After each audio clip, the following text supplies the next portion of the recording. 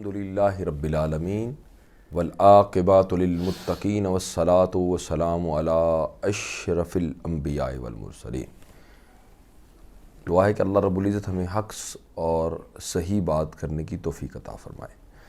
قربانی کے مسائل پر گفتگو کر رہے ہیں اور سب سے اہم مسئلہ ہمارے سامنے اس وقت جو آ گیا ہے وہ یہ ہے قربانی کے گوشت کی تقسیم۔ تو ہم نے یہ دیکھنا ہے کہ کیا ہم گوشت محفوظ کر سکتے ہیں، اور کچھ کا خیال یہ ہے کہ ہم گوشت محفوظ نہیں کر سکتے، تو وہ کس حد تک درست ہیں، اور اس کی تقسیم کیسے کرنی ہے۔ اللہ کے لیے جو گوشت ہم نے اور قربانی کی تو اس کا کیا تقسیم کرنی ہے۔ تو حاضرین محترم، سب سے پہلے تو یہ بات اپنے ذہن میں رکھ لیں اور اس بات کو اپنے ذہن میں اتار لیں، قربانی کوئی بھی عمل دو چیزوں پر مشتمل ہے، ایک اس کے ظاہر اور ایک اس کا باطن۔ انما الاعمال بالنیات، عملوں کا دار و مدار تمہاری نیتوں کے اوپر ہے۔ جب کوئی بھی چیز تمہاری ظاہر ہوگی اور اس کی ایک باطن ہوگا، ظاہری عمل سے تمہیں ثواب پہنچے گا اور باطنی عمل سے تمہیں فیض پہنچے گا۔ یہ بڑی خاص بات ہے۔ باطن میں وہی عمل تمہیں فیض دے گا اور ظاہر میں وہی عمل تمہیں ثواب عطا فرمائے گا۔ جس طرح قربانی کے گوشت کے بارے میں رسالت مآب صلی اللہ علیہ وآلہ وسلم نے فرمایا کہ کوئی شخص 3 دن سے زیادہ گوشت اپنے گھر میں نہ رکھے اور تقسیم کر دے۔ تو اس سال تمام صحابہ نے گوشت کیا اور تقسیم کر دیا۔ اس کے بعد اگلے سال پھر قربانی کا وقت آیا تو صحابہ تیار ہو گئے گوشت کو تقسیم کرنے کے لیے۔ تو حضور سرور کونین نے فرمایا کہ آپ اپنے گوشت کو محفوظ کر لو اپنے گھروں میں۔ تو یا رسول اللہ، آپ نے پچھلی دفعہ 3 دن میں تقسیم کرنے کا حکم دیا تھا۔ تو فرمایا پچھلے سال قحط سالی تھی، لوگوں کے پاس گوشت کی کمی تھی، کھانے کی کمی تھی، تو آپ کو گوشت کی تقسیم کرنے کا حکم دیا۔ اس سال آپ رکھیں، اپنے بچوں کے لیے گھر میں رکھیں۔ دیکھیے، دونوں احادیث دونوں طرف سے موجود ہے، محفوظ کرنے کی بھی موجود ہے اور تقسیم کرنے کی موجود ہے۔ تو کیا معاملہ ہوگا؟ اس پر محدثین نے اور علماء کرام نے اس پر ایک طریقہ کار وضع کیا کہ آپ اپنے گوشت کو 3 حصوں میں تقسیم کریں۔ ایک حصہ جو قربانی کرنے والا ہے، دوسرا حصہ اس کے عزیز و اقارب، اس کے دوست، اس کے رشتہ دار، اس کے قریبی جو اس سے ملنے آتے ہیں اور جو روزمرہ جن کے ساتھ اس کا اٹریکشن رہتا ہے، تیسرے غرباء، مساکین اور یتیم۔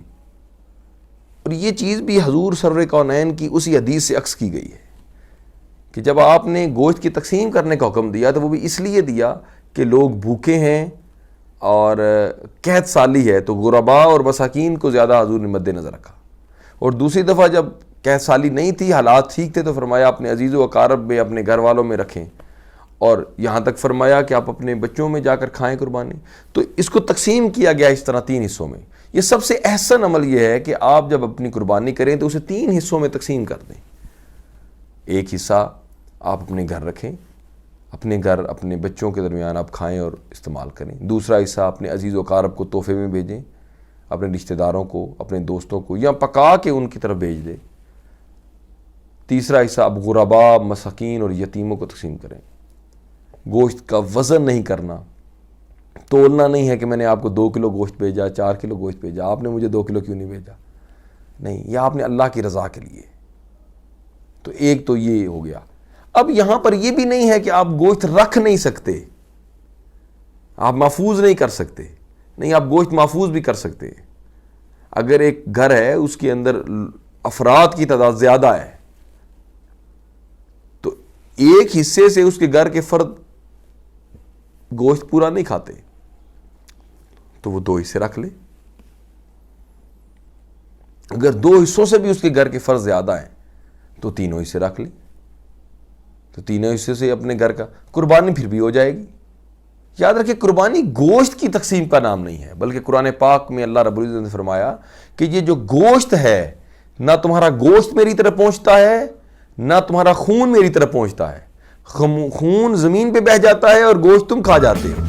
میری طرف جو آتا ہے وہ کیا ہے؟ وہ تمہاری نیت ہے، وہ تمہارا اخلاص ہے۔ حدیث پاک سنیے گا، رسول اللہ صلی اللہ علیہ وسلم نے فرمایا اپنی بیٹی اپنی سیدہ طیبہ طاہرہ عابدہ سیدہ سے فرمایا بیٹا اپنی قربانی سے دور مت ہوا کریں کہ اس کے خون کا جو پہلا قطرہ زمین پر گرتا ہے اس سے پہلے اللہ سارے کے سارے گناہ بخش دیتا ہے۔ تو قربانی گوشت کے تقسیم کا نام نہیں ہے، قربانی نیت، آپ اللہ کی راہ میں قربانی کر رہے ہیں۔ کس چیز کی؟ یا اللہ میں اپنے نفس کی اور اپنی خواہش کی اور اپنی دولت کی اور اپنے رزق کی قربانی دے رہا ہوں۔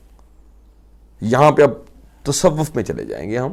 باطن میں قربانی کسے کہتے ہیں؟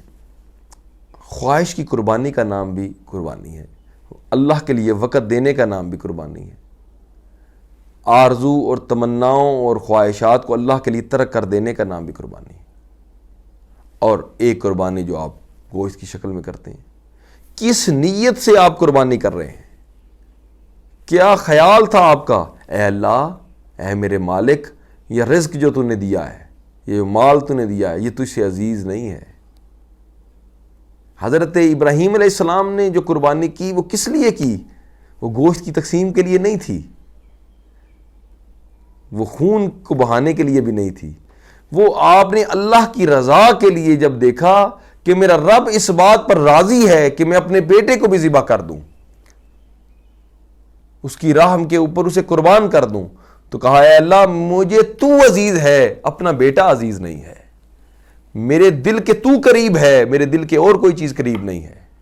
حضرت ابراہیم علیہ السلام کو یہ بیٹا تقریباً 99 سال کی عمر میں یہ بچہ پیدا ہوا، اور اس کی بچے کی عمر 9 سال یا 13 سال عمر بتائی جاتی ہے، یعنی کہ حضرت اسماعیل کی عمر اس وقت 9 سال تھی یا 13 سال تھی، یعنی آپ یہ کہہ لیں کہ 99 سال کی عمر میں آپ بچہ پیدا ہو، اور 112 سال یا 109-10 سال عمر تھی حضرت ابراہیم علیہ السلام کی جب آپ نے اپنے بیٹے کو قربان کیا، یعنی کہ اس کے بعد کوئی بیٹا پیدا ہونے کی بھی امید نہیں ہے، یعنی کہ ایک شخص، بے شک اللہ ہر حال میں ہمیں ہماری امیدوں کو پورا کرنے والا ہے، لیکن ظاہری اسباب کو دیکھیں۔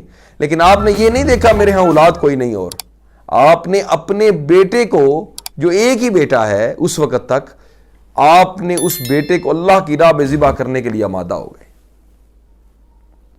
کس لیے؟ اے اللہ میرے دل کے تو قریب ہے۔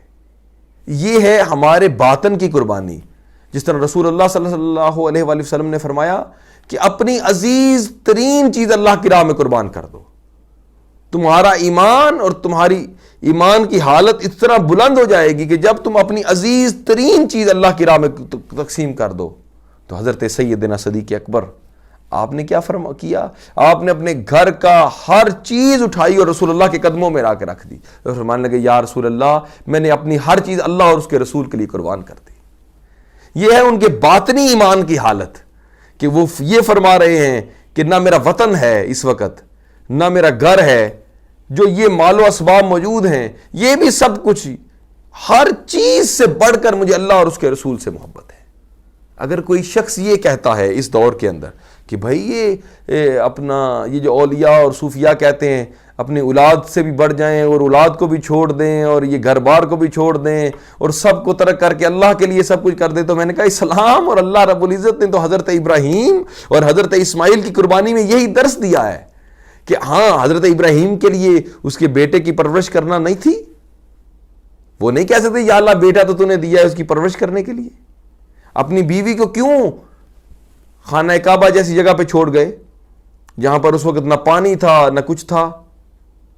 اللہ کی رضا کے لیے یاد رکھیے گا، جب انسان کا باطن اپنے رب کے ساتھ جڑ جاتا ہے اور انسان کے باطن کا تعلق اپنے رب کے ساتھ قائم ہو جاتا ہے، پھر جو چیز بھی اسے عزیز ہے جب تک وہ اسے اپنے دل سے قطع نہیں کرتا اور اس کی جگہ اللہ رب العزت کو اس جگہ پہ نہیں رکھتا، اللہ رب العزت کے قریب تر نہیں ہو سکتا۔ آپ نے اپنے بیٹے کی قربانی کر دی،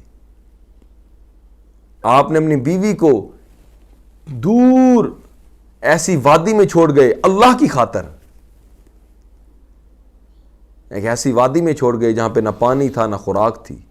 تو یاد رکھیے گا اب یہاں پر اللہ دوسرا درس دے رہے ہیں ہمیں، رب العالمین فرما رہے ہیں اے بندے جب تو میرے لیے قربانی کرے گا.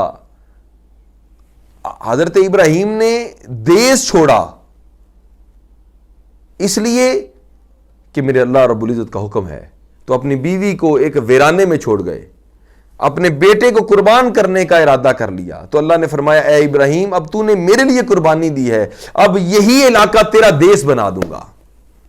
وہ پورا خانہ کعبے کا خطہ وہ ابراہیم کا دیس بنا دیا، اور اپنا مکان حضرت ابراہیم کے ہاتھوں سے تعمیر کروایا اور حضرت اسماعیل کے ہاتھوں سے تعمیر کروایا.